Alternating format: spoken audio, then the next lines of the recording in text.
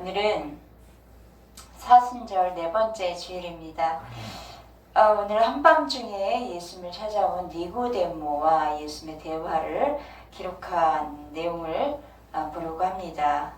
니고데모에 관계되는 말씀은 요한복음에만 있어요. 니고데모, 그는 유대인의 지도자입니다.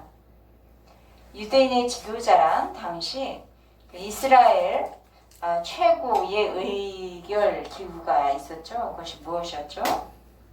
혹시 아십니까? 사내들인 공의회. 네, 사내들인 공의회가 있었는데 71명으로 구성되어 있어요. 니고데모는 아마 그 중에 한 명이지 않았을까.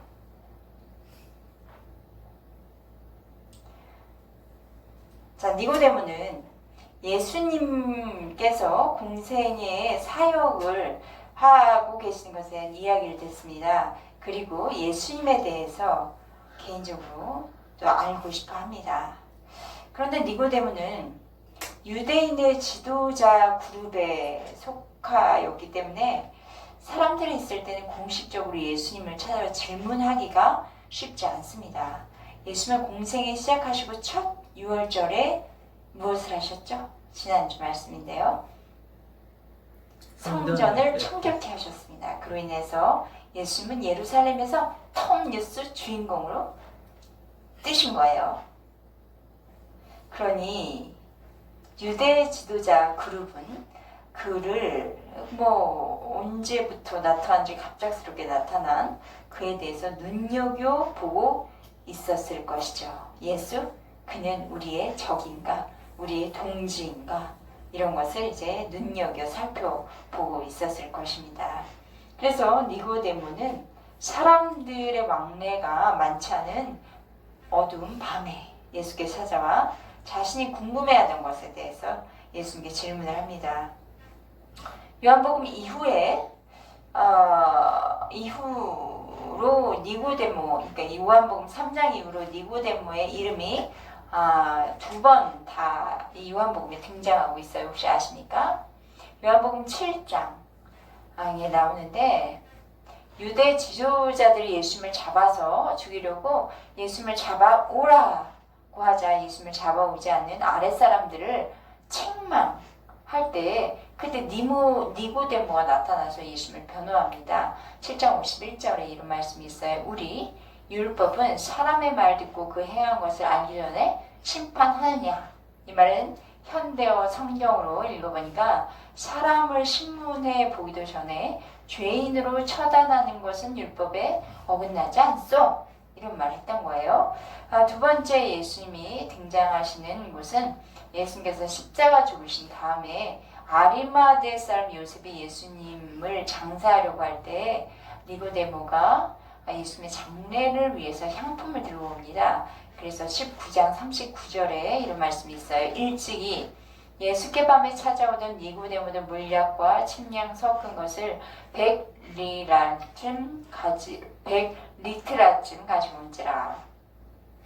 한밤중에 몰래 왔던 니고데모는 유대 지도자들에게 예수님을 변호했고 또 예수님의 장례를 위해서 향품을 가지고 온 것입니다. 이렇게 니고데모의 신앙이 점점점 발전하고 있다는 것을 볼 수 있어요. 오늘 본문인 예수님과 니고데모의 대화를 나눈 장면에서 우리 신앙에 아주 중요한 핵심 요즘 말씀이 있습니다. 3장 14절 말씀이에요. 한번 읽어볼까요? 시작. 모세가 광야에서 뱀을 든 것 같이 인자도 들려야 하리니. 여기서 인자라는 것은 사람으로 오신 예수님입니다. 오늘 말씀을 통해서 우리가 발견할 수 있는 것은 예수님께서 이 땅에 오신 이유입니다. 첫 번째, 사람은 거듭나야 합니다. 1절과 2절 말씀 같이 읽어보도록 하겠습니다. 시작. 그런데 바리새인 중에 니고데모라 하는 사람이 있으니 유대인의 지도자라. 그가 밤에 예수께 와서 이르되 랍비 우리가 당신은 하나님께로부터 오신 선생인 줄 아나이다. 하나님이 함께하지 아니하시면 당신이 행하신 이 표적을 아무도 할 수 없음이니이다. 요한복음 2장에서 예수님이 성전 청결을 하신 그 사건을 계기로 유대 지도자들이 예수님에 대한 감정이 그리 썩 좋은 감정은 아니었다는 것을 알 수 있었습니다. 그렇기 때문에 예수님에 대해 궁금했던 것이 많았던 니고데모는 유대인 지도자로서 예수님께 와서 질문을 하려고 할 때 밤밤중에 몰래 예수님을 찾아온 것이죠. 니고데모 예수님께 와서 이런 얘기를 하죠. 당신은 하나님께로부터 오신 선생인 줄 압니다. 하나님께로부터 오셨기 때문에 당신이 이런 표적을 할 수 있는 것이다 생각을 한 거예요. 니고데모 보기에 예수님이 하신 모든 일들은 평범한 일들이 아니었어요. 하나님 보내심 받은 어떤 특별한 사람만이 할 수 있는 일이라는 것은 알고 있었다는 것이요. 니고데모가 이렇게 말하기 시작하자 예수님은 3절에 말씀하신데 같이 읽어볼까요? 시작. 예수께서 대답하여 이르시되 진실로 진실로 내게 이르노니 사람이 거듭나지 아니하면 하나님 나라를 볼 수 없느니라. 그러자 이렇게 말씀하시는 예수님께 니고데모가 다시 반문을 합니다. 4절 읽어볼까요? 시작. 니고데모가 이르되 사람이 늙으면 어떻게 날 수 있사옵나이까? 두 번째 모태에 들어갔다가 날 수 있사옵나이까? 니고데모는 사람이 거듭난다는 말에 대해서 이해할 수가 없었습니다. 상식적으로 어떻게 다시 뱃속에 태어날 수 있는가? 이 니고데모의 질문은 우리가 듣기에도 이상하지 않은 질문이에요. 니고데모는 나이가 많았던 것 같아요. 그래서 이런 것이 더 이상했던 거죠. 이렇게 나이가 들었는데 어머니 뱃속에 들어갔다가 다시 태어난다고? 이게 도대체 무슨 말인가? 니고데모 질문에 대해 예수님의 말씀 읽어보도록 하겠습니다. 5절 시작. 예수께서 대답하시되 진실로 진실로 내게 이르노니 사람이 물과 성령으로 나지 아니하면 하나님 나라에 들어갈 수 없느니라. 생물학적으로 다시 태어난 것이라고 생각을 한 니고데모에게 예수님이 말씀하시는 것은 생물학적인 것을 얘기하시는 것이 아니라 물과 성령으로 나는 것인데 하늘로부터 나는 것이라는 말을 하고 싶으셨던 거예요. 예수님은 물과 성령으로 나다 라고 말씀하실 때 그 물은 무엇을 의미할까요? 그 물은 예수님을 의미하는 것입니다. 요한 1서 5장 6절에 이런 말씀이 있습니다. 이는 물과 피로 임하신 이시다. 곧 예수 그리스도이시다. 물로만이 아니요 물과 피로 임하셨고 증언하는 이는 성령이시니 성령은 진리니라 라고 말씀하고 있습니다. 물과 피는 그리스도의 일생 그의 삶에 있어 가장 큰 두 사건을 뜻한다고 볼 수 있어요. 그것은 이제 십자가 사건을 이야기하고 물은 또 침례라고 해석을 할 수가 있어요. 물은 그리스도의 보혈을 상징해서 물로 침례를 받을 때에 우리가 그리스도의 죽으심과 함께 죽고 부활에 참여해서 주님이 살아나시다 함께 살아나는 것을 의미하는 것이죠. 그러니까 침례라는 것은 물속에 잠기는 거지 않습니까? 잠길 때 나도 주와 함께 죽고 잠겼다 일어날 때 내가 다시 주와 함께 살아나는 것을 의미합니다. 그래서 우리가 예수님의 보혈로 말미암아 중생에 이르게 된 것입니다. 중생이라는 것은 거듭나다, 하늘로부터 나다, 그리고 또 새로운 피조물이 되는 것이죠. 성령은 고린도 12장 3절의 말씀에 근거해서 이것에 대해서 설명해 주고 계십니다. 그러므로 내가 너에게 알리노니 하나님의 영으로 말하는 자는 누구든지 예수를 저주할 자라 하지 아니하시고 또 성령으로 아니하고는 누구든지 예수를 주시라 할 수 없느니라. 예수를 주님이라고 고백할 수 있는 것은 성령의 역사다 이런 말입니다. 우리가 성령으로 난다는 것은 예수님의 죽으심과 부활하심을 성령의 도우심으로 내가 믿게 되는 것이에요. 우리가 예수님을 믿음으로 구원에 이르고 구원에 이르는 신앙을 갖게 된 것은 거듭나는 신앙이죠. 예수께서 계속 말씀하십니다. 6절, 7절, 8절 읽도록 하겠습니다. 시작. 육으로 난 것은 육이요 영으로 난 것은 영이니 내가 내게 거듭나야 하겠다 하는 말을 놀랍게 여기지 말라. 바람이 임의로 불면 내가 그 소리는 들어도 어디서 와서 어디로 가는지 알지 못하나니 성령으로 난 사람도 다 그러하니라. 다시 태어나는 것은 위로부터 나는 것이라고 말씀드렸는데 육으로, 우리의 육신으로만은 이해할 수 없는 일인데 우리의 영으로는 알 수 있는 것이에요. 그래서 육에 속한 것은 육의 현상만 이해하죠. 그러나 영에 속한 사람은 영적으로 나타나는 현상들, 그런 것을 이해하고 믿을 수 있다는 것이에요. 그것이 비록 눈에 드러나게 보이지는 않지, 나타나지는 않는 것이라도 우린 영으로 알 수 있다는 것입니다. 우리가 예수님을 믿으면 구원받는다는 것과 예수님을 믿음으로 거듭나게 된다는 것은, 그러니까 다시 말하면 세상적인 지식으로는 도저히 이해가 되지 않습니다. 저도 그랬습니다. 거듭난다? 다시 태어난다? 이게 도대체 뭘 지금 이야기하는 것인지 그냥 처음 초기에 성경 공부만을 할 때는 좀 이해가 안 됐는데 성령께서 역사하셔서 그것을 영으로 알게 하셨습니다. 베드로전서 1장 23절에 이런 말씀이 있어요. 너희가 거듭난 것은 썩어질 씨로 된 것이 아니요 썩지 아니할 씨로 된 것이니 살아있고 항상 있는 하나님의 말씀으로 되었느니라. 이렇게 말씀처럼 성경을 읽고 묵상하면서 우리는 어떻게 해야 돼요? 기도해야 돼요. 기도할 때에 성령께서 인도하심으로 우리는 거듭남을 경험할 수 있습니다. 주님, 저 거듭남에 대해서 알고 싶어요. 거듭나게 해주세요. 라고 우리는 개인적으로 하나님 앞에 나아가 구하고 찾고 두드려야겠죠. 성령님께서 우리 마음에 오셔서 예수님을 믿게 하시고 하나님의 말씀을 믿게 하시고 하나님의 말씀을 나의 것인 레마로, 그 말씀이 그냥 성경에 이렇게 붙여있는 말씀이 아니라 나의 말씀으로 탁 깨달아진 것이 레마로 깨달아진 말씀인데 그 말씀을 깨닫게 하십니다. 성령의 충만함으로 예수를 믿고 구원받는 성도가 되며 말씀의 의미를 깨닫고 말씀의 진리 가운데 살아가는 저와 여러분 되기를 축복합니다. 두 번째, 인자도 들려야 하리라. 그래서 인자는 바로 예수 그리스도, 사람으로 오신 예수 그리스도이십니다.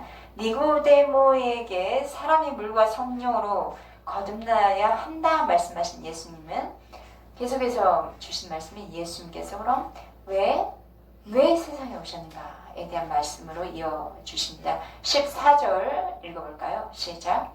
모세가 광야에서 뱀을 든 것 같이 인자도 들려야 하리니. 예수님은 민수기 21장 4절에서 9절의 내용을 지금 예수님이 하실 일과 이렇게 오월에 지켜서 설명을 하시는 거예요. 출애굽 당시 이스라엘 백성들은 광야 생활 가운데에 하나님과 모세를 매우 많이 원망하죠. 우리를 이렇게 죽게 하려고 여기에 이렇게 우리를 데리고 왔냐? 원망을 해요. 그러다가 불뱀을 하나님 보내셔가지고 거기에 지금 물려 죽게 되었습니다. 하나님은 모세를 통해 하신 말씀, 장대 위에 매달아 놓은 그 노뱀을 쳐다봐라. 그러면 그 말씀 믿고 순종한 사람은 너희들이 불뱀에 물렸어도 살게 되겠지만 그렇지 않고 순종치 않은 사람은 죽게 돼 그냥 내버려 두겠다는 거죠. 그래서 그때 그렇게 죽었습니다. 이 사건은 그리스도께서 십자가에 돌아가실 것과 그 십자가의 예수를 바라보고 믿는 자는 구원을 얻게 될 것이다라는 사건을 예표하는 것입니다. 노뱀 자체가 능력이 있었던 것이 아니라 그렇게 하라고 하신 하나님의 말씀에 순종해서 장대에 매단 노뱀을 쳐다보면 고침을 받고 살아난 역사가 있었던 거예요. 그것이 구원입니다. 하나님의 말씀에 순종해서 받는 은혜, 그것이 바로 구원입니다. 예수님께서 이 땅에 오신 목적도 노뱀과 같이 십자가에 달리시기에 오신 거예요. 달려요? 예수님 어디 달리셨어요? 십자가에 달리신 거죠. 늑뱀을 바라본 사람들이 구원받는 것처럼 십자가에 달린 예수님을 믿고 바라보는 사람들은 구원을 받고 거듭나게 된다는 말씀을 하신 것입니다. 지금 저와 여러분은 사순절을 지내고 있어요. 예수님께서 이 땅에 오셔서 친히 나무에 달리셔서 우리의 모든 죄를 대신 짊어지셨다는 것을 믿고 보시길 바랍니다.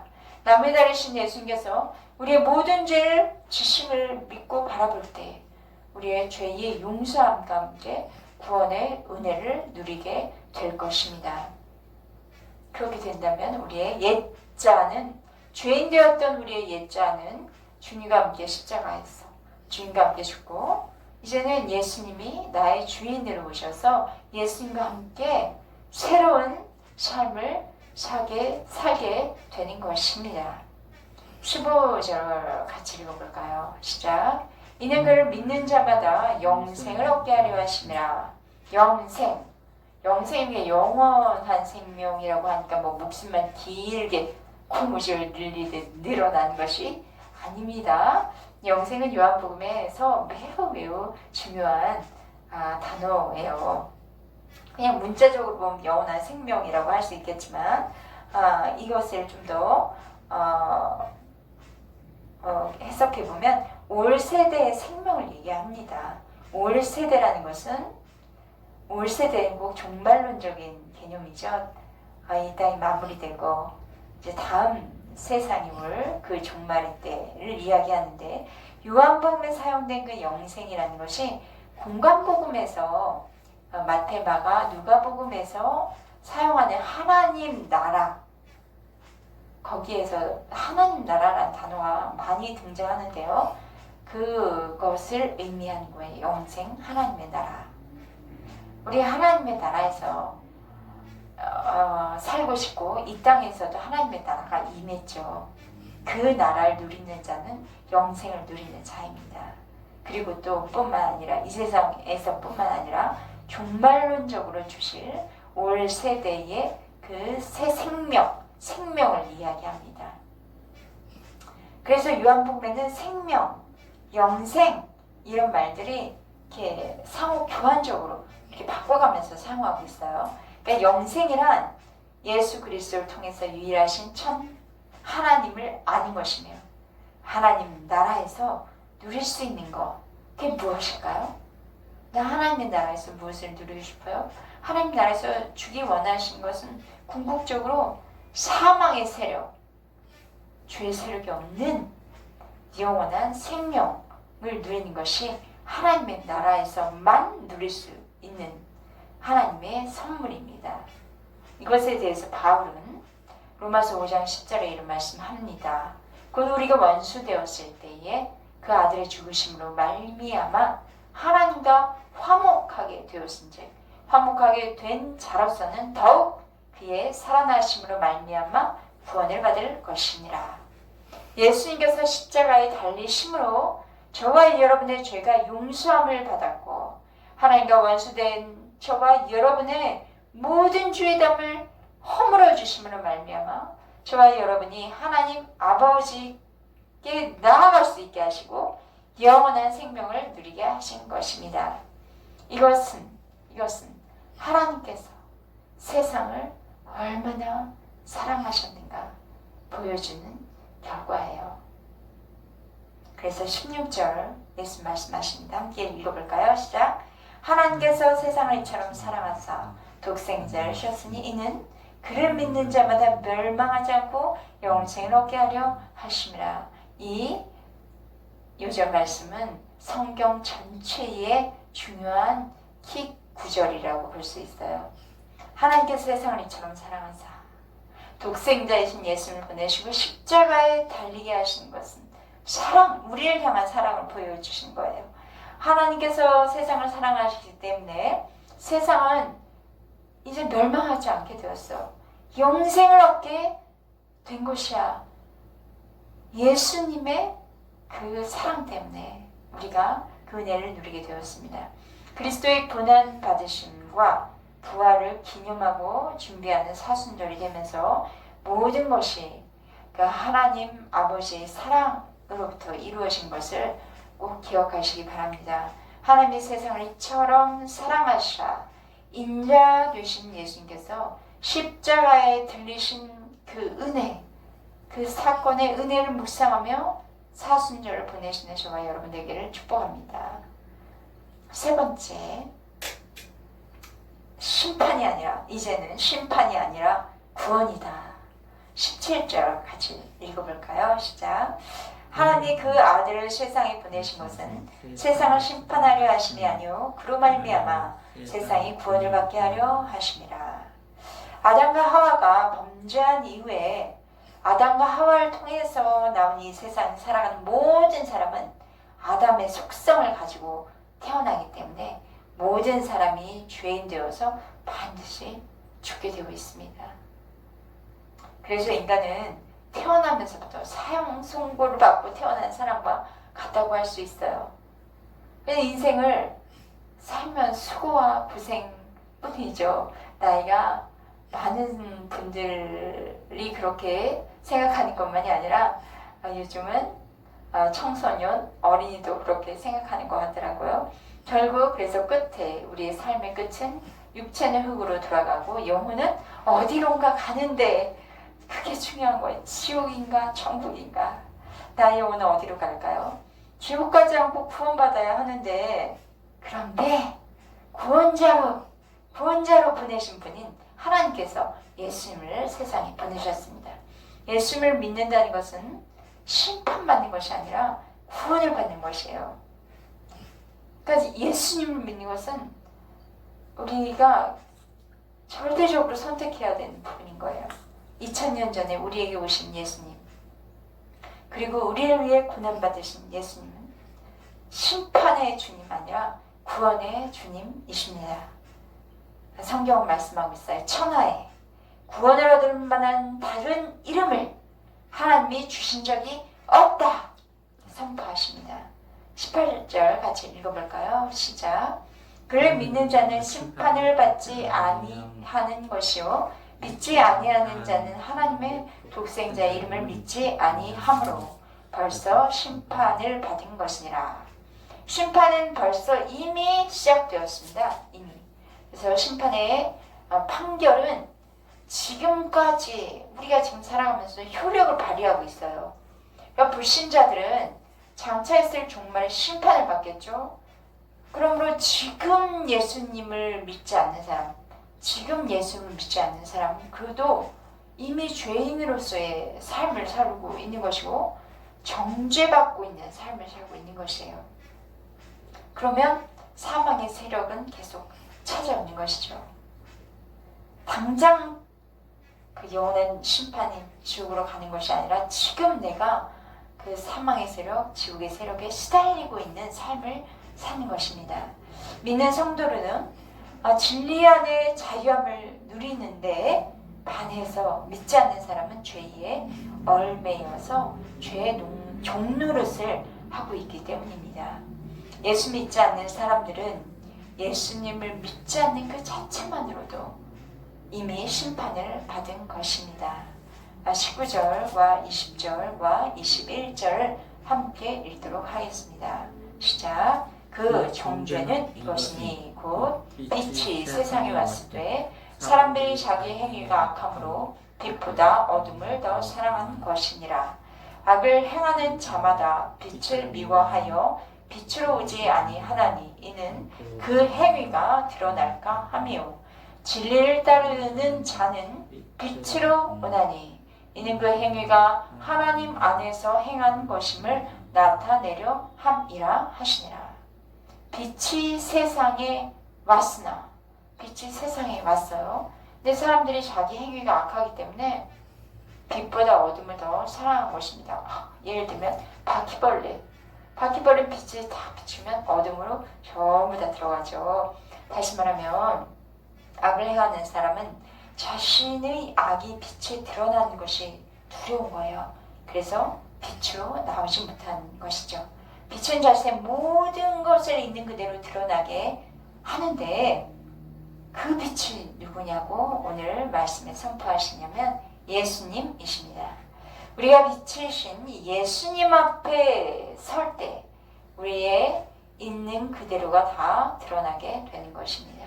있는 그대로 모든 것이 드러나게 될 때 아직 어둠에 거하는 자들, 악을 좋아하는 자들을 주님을 믿지 않고 어둠에 머물며 있는 여전히 죄 가운데 살고 있는 사람들, 그들은 자신의 죄악이 드러나는 건 두렵겠죠. 빛 가운데 빛 되신 주님 앞으로 나오지 못해 그 자체는 이미 심판을 받은 것입니다. 반면 예수님을 믿는 성도들, 진리를 사랑하며 십자가를 사랑하는 사람들은 담대하게 빛 가운데로 나옵니다. 빛으로 나오는 것은 우리의 죄악이 예수님의 십자가 사건을 믿음으로 말미암아 용서함을 받았기 때문에 거리낌이 없어요. 담대하게 빛 가운데 나올 수 있는 것입니다. 믿는 성도들의 삶은 하나님 안에서 행하게 되는 것이에요. 저와 여러분은 우리 위에 죽으시고 부활하신 그리스도께서 저와 여러분 안에 지금 거하시기 때문에 성부 하나님 안에 살아가는 것입니다. 하나님은 멸망한 죄인들을 구원하시기 위해서 예수님을 보내어 주셨습니다. 하나님의 크신 사랑을 감사합니다. 모세가 광야에 뱀을 든 것처럼 십자가에 달리신 예수님을 우리 모두 바라보고 믿음으로 예수님을 주로 고백하시기를 바랍니다. 사순절 기간에 성령님 우리 마음 가운데 오셔서 하나님 나라의 영생을 누리게 하는 그런 모든 성도님 되시기를 축복합니다. 기도하시겠습니다.